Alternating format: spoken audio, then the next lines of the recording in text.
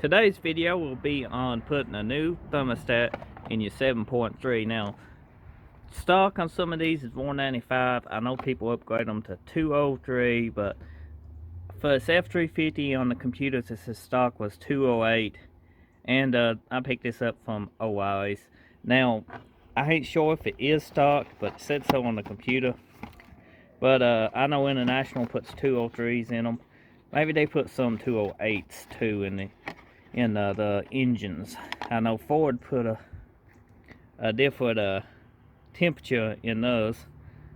I don't know why. And 205. It ain't a 208. Can you see now? It's a 205 degree thermostat. So just 2 degrees more. And it ain't right on the money when they open and close. It's just a ballpark number. So thermostat should do good. So let's go ahead and install it. First thing you want to do is pretty well disconnect your batteries. You don't have to, but you should, just cut so you don't short anything out. And you can see right down here, that's a new thermostat. Temp sensor we installed, didn't fix it. We're going to see if this thermostat is stuck open or if it's not got one in it. But you got 3 bolts, one on the back side here, and then 2 in the front here. And I done hit these with a PB blaster. Before you attempt this, you want to make sure your engine is also cooled off, because this antifreeze does get hot. Or if you the guy got water in your system, you shouldn't have water in your system, but that gets hot also. Should be a mix of antifreeze and water. But you want to drain your radiator, but there will always be some fluid still left in the system. This is actually can't have a thermostat in it, or it's stuck wide open. So, and the Permatex right here. So once you get your radiator drained and stuff, you can pretty well just undo these right here and remove your hose and go from there. Using a big long ratchet and extension, you can actually get to your bolts quite easy, and you want to be careful and not strip them. The bolt socket size on mine is, what is this, 5/16 I think. We'll check. 5/16. Now this is probably a metric, but these fit pretty snug on it. Could be from the rust. But yeah, 5/16 fits mine. Just double check yours. Now once you break the seal and you get them 3 bolts removed, you will lose some antifreeze that's still in the system. But if you don't take your hose off, you can just lift up on it and bend it out of the way. That's what I'm going to do. So let's go ahead and loosen this.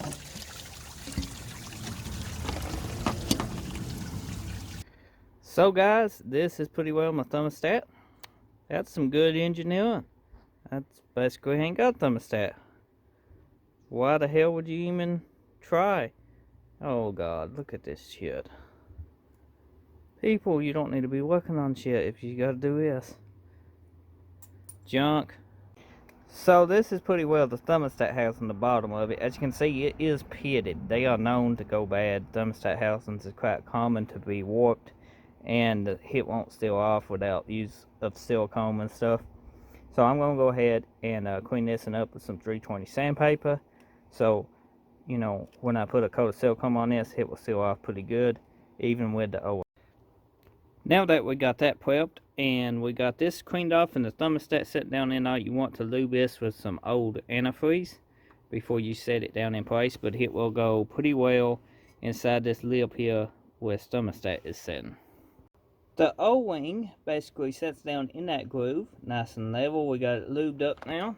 We got a old thermostat housing, if you can tell, actually put silicone on this end, so when it goes together, it will help seal. The best silicone I have ever used is this right here. It's great. It will hold up against antifreeze. It will hold up against pretty well anything you throw at it. And you can glue windows in, make bushings out of it, and anything. It's great stuff. Cost-free, but I recommend using this if you don't want to do the job twice. Now if you was replacing this whole gooseneck, you shouldn't have to use the silicone, but I'm not replacing that. Tip for your back bolt to keep it falling out of your socket and you get it started, take you some grease and put it in the inside of your socket. If I could hold this and show you, put your bolt just in like so, and pretty well good to install it. As for the old thermostat gasket and thermostat, now you're probably saying, what's the rest of it? Did it fall down into the motor and stuff? No, it did not. You can tell it's been hammered by, this is bent. And if you look underneath here at the tabs, that's been broke off. So somebody gutted this thermostat and used it and tried to actually use it just to seal it off by using this rubber O-ring. Why would you take this out?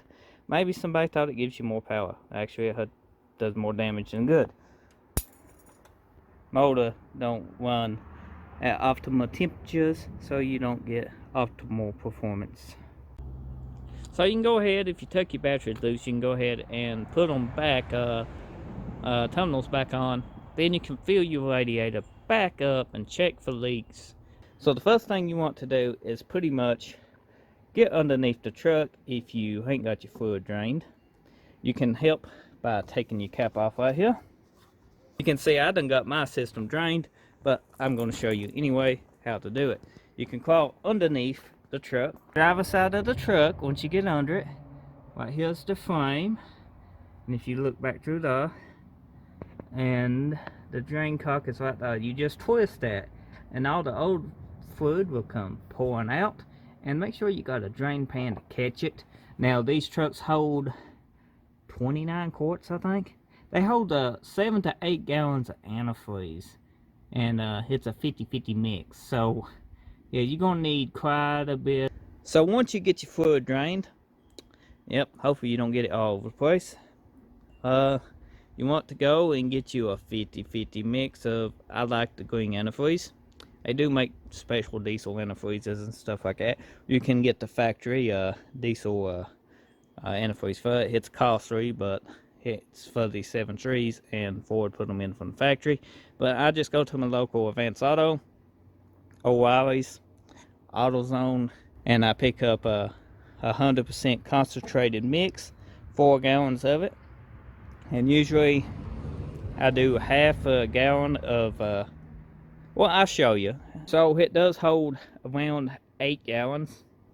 Sometimes a little less depending on the yield of your power stroke, but around 8 gallons is what I think the normal is. They recommend a 50-50 mix of coolant and distilled water. When in doubt, add all makes and models antifreeze and coolant. This is the concentrated, because you actually save money when you mix it on your own. It's a 50-50 mix, what this calls for, so we will pretty much add 1 gallon at a time, but 1 gallon of distilled water. So pretty well, let's get started. So once you pretty well fill it up to the cold mark with your antifreeze and your distilled water, 50-50 mix, you want to start it and let it go to operating temperature, and that's the cold mark and full mark on your reservoir that I am talking about. And once you get it to operating temperature, you pretty well want to turn it off, let it cool down for a few minutes, and then top off your reservoir again. So let's go ahead and start this up. So it started pretty easy actually today. RPM gauge is still not working. We need to tackle that, but I'm trying to see if my temp hand actually works. That's the whole reason I'm on this endeavor and mission, and trying to get heat in this thing. And we need to tackle the oil pressure, but it started up good.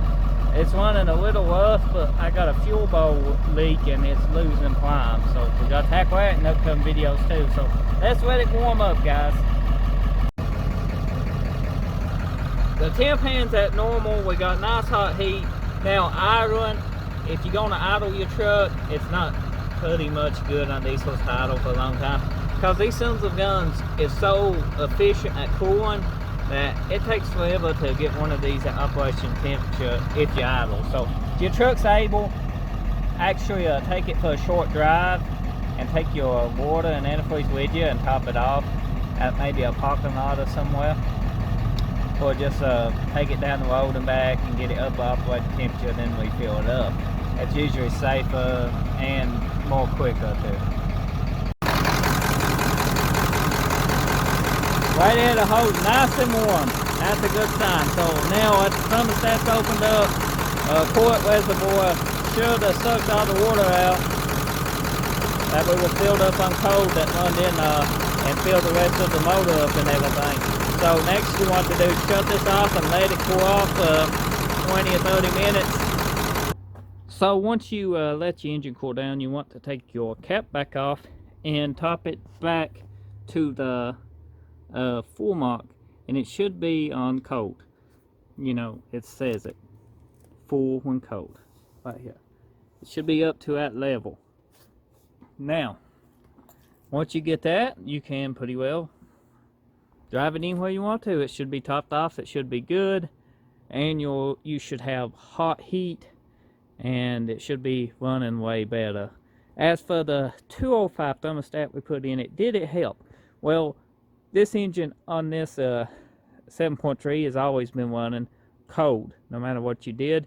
And did the 205 input? Yes, the response time is better. It seems to have more power. It does a lot better if you run a thermostat, and this 205 one seems to be doing great. So hope you enjoyed this video. If you did, drop me a like.